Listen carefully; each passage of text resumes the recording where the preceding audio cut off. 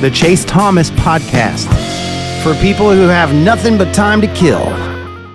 Are on Frank Anderson watch, quite frankly. There's a realistic possibility that Frank Anderson is not a part of the coaching staff in the spring. I do believe he has a big league opportunity with the Giants, more as he would still be a coach, but more like of an off the field kind of role than he won't be the traditional pitching coach for the Giants. That would surprise me if that were the case. More like a pitching coordinator, kind of like somebody that assists with the pitching coach, from my understanding. So we'll see. Nothing finalized as we speak here mid Monday afternoon, but certainly a real possibility that Frank Anderson is with the Giants and not the Vols when opening day rolls around. The other one is Sean McCann, their video coordinator. I don't know if that's out there or been made official yet, but he'll be going to San Francisco with Tony as well.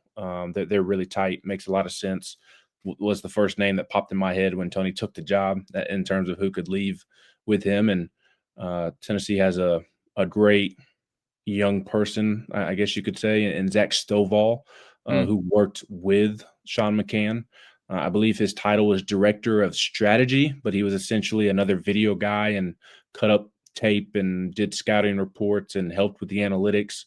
Josh Elander mentioned him in his opening press conference and in interviews since about how pivotal his role is, and he's kind of gotten a bump. So he is getting a bump with Stovall leaving. So don't know that that's been made official yet publicly, but I expect Sean McCann to follow Tony, and we'll see what Frank decides to do.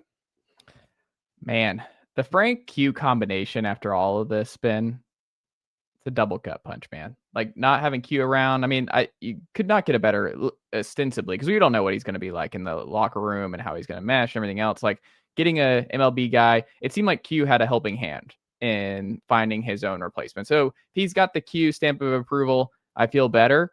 And then I assume, though, they won't have to go outside if Frank were to leave, right? It's the ex-Cincinnati pitching coach Reynolds. Is it Josh Reynolds? Yep. It would be Josh Reynolds, at least for the upcoming season. And then Josh Elander would have to make a decision on if he wants to keep Reynolds in that role going forward. I do think that Josh Reynolds under Tony Vitello was definitely going to be Frank Anderson's replacement succession plan, whatever you want to call it. Tony Vitello was a big fan of Josh Reynolds. And Frank's at the end of the line, whether he stays at Tennessee, whether he goes to the Giants. Maybe if he goes to the Giants, that gives him some more life on his coaching career. But at least at Tennessee, I mean, it was always and has been believed that he's only in this for another couple of seasons. And you talk to this person, that person, they're kind of surprised that he didn't hang it up after last year or the year before. Just kind of depends on who you talk to. But my point being that Frank's been at the end of the line for quite some time. He's successful off the field in some business avenues to where he doesn't need the money, quite frankly.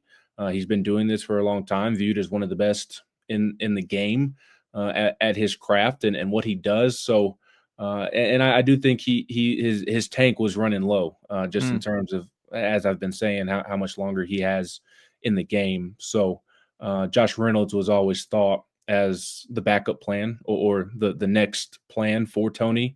And Tony was very impressed with Josh Reynolds in his first year with the program last year. So I would think long-term, Josh Reynolds is next in line to be pitching coach whenever Frank decides to leave or hang it up. But Josh Elander is not Tony Vitello. Josh Elander did not make the decision to bring him in from Cincinnati. So I do think if Frank were to leave now, certainly Reynolds will be the pitching coach for the season, and then we'll see what Elander wants to do after that. And I only say that just because it wasn't Elander's decision to bring him in. And then to your first point about Keegan Knoll, the new strength coach, and Q having a big say in that, he absolutely did. Quentin Eberhardt had a huge say in bringing Keegan Knoll in.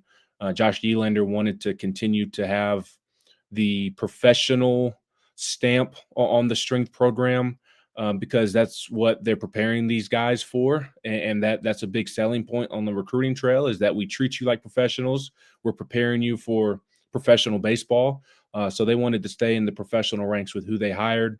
And also from the standpoint, they wanted to keep the programs very similar in terms of the strength programs and things of that nature, in a similar type of program to what Q was running and what they do at the professional ranks. So Q had a big say in it. They worked together when they were at the Cubs, when Q was at the Cubs for half a year, and just has always kept touch, I suppose. But yeah, Q had a huge say in it. I think it's going to be a seamless transition. You don't want to lose Q. It's a loss. Don't get me wrong, but just they're similar, and Q's going to hang around through the holidays. I think at least through the end of this month. So as they approach Christmas and kind of help with the transition. So for those reasons, the proof will be in the pudding. Again, it's a loss. You don't want it to happen. Same thing with Frank. You don't want to lose Frank. But I think the headlines will sting worse than the actual production following their departures. Again, you don't want to lose either one of them, but I have confidence in Keegan Knoll and Josh Reynolds being able to get it done if you in fact do lose both of them. Nicely done, nephew. The Chase Thomas podcast. Hell yeah.